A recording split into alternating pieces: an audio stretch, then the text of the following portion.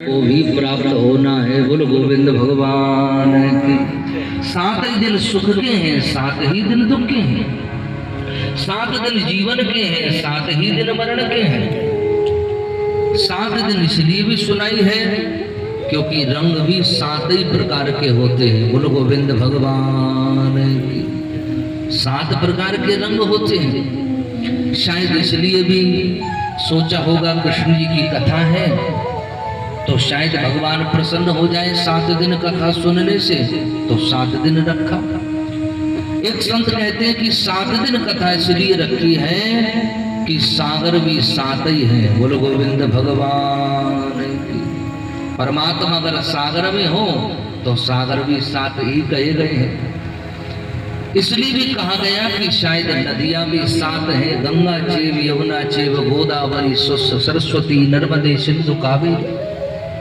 सप्त ऋषियों ने सप्त धारा के रूप में 7 नदियों को प्रकट किया है। शायद इसलिए भी भगवान शायद कौन सी नदी उनके चरणों से होकर के निकली हो, इसलिए 7 दिन का समय रखा। कारण कोई भी रहा हो, और श्रीमद् भागवत महापुराण को 7 दिनों में गाया गया है।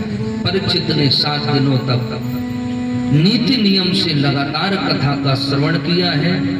आइए उसी कथा का हम सब लोग श्रवण करें और भगवान श्री कृष्ण की महिमा को जाने। भगवान के इस भागवत को भागवत समझ करके न समझें, ये समझ करके सुने कि यहाँ साक्षात भागवत में भगवान ही विराजमान है। बोलो गोविंद भगवान। यहाँ कोई भी चीज अश्रद्धा से न देखे, कोई भी चीज किसी प्रकार के संशय में न देखे, कोई भी चीज किसी प्रकार के भय से न देखे, कोई भी चीज किसी प्रकार के द्वंद्व से न देखे।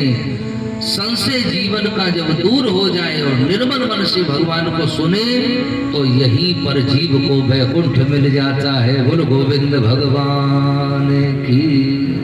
जीते जी भागवत कथा जीव आत्मा को वैकुंठ प्रदान कर देते। चिंता मरण लोके सुखम सुरुद्रु स्वर्ग संपदा प्राचति गुरु प्रीतो वैकुंठम सियोगी दुर्लभः। चिंता करने से स्वर्ग की वस्तु मिल सकती है।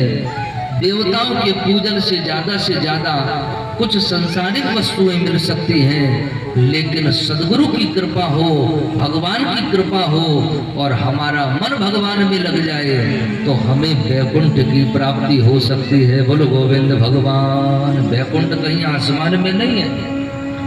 वैकुंठ का मतलब है विगत कंठा इति वैकुंठा। हमारा कोई कंठ पकड़ ले और ये वासनाएं जो हमारे अंदर है, जहर काम क्रोध मद लोभ मोह, हमको दिखती नहीं, कैसी कैसी खतरनाक हमारे अंदर विकार हैं, ये सब बीमारियां हैं।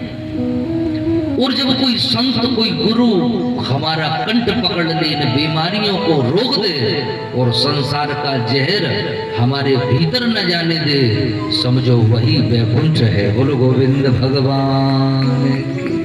विगत कंठा इति वैकुंठा। राम जी धरती पर आए हैं। रावण अंगद से संवाद कर रहा है। अंगद रावण को समझा रहे हैं कि राम परमात्मा है, राम वैकुंठ का मालिक है, राम भगवान है। लेकिन रावण कह रहे हैं कि भगवान कैसे हो सकता है, ये नग्न पैर चल रहे हैं, वन में विचरण कर रहे हैं। तब रावण को अंगद ने समझाया है कि सुनमति मंद लोक वैकुंठा और भगति सहित जहाँ जीव अकुंठा। जहाँ जीव की कुंठा निकल जाए समझो वही वैकुंठ है। बोलो गोविंद भगवान की। तो भागवत चलता बढ़ता मंदिर है। 125 करोड़ तीर्थ भगवान का दर्शन करने के लिए आते हैं। जिस दिन भगवान का प्राकट्य होता है वहाँ दुनिया के सारे तीर्थ ठाकुर जी का आशीर्वाद लेने आते हैं। 4 धाम यहाँ आते हैं।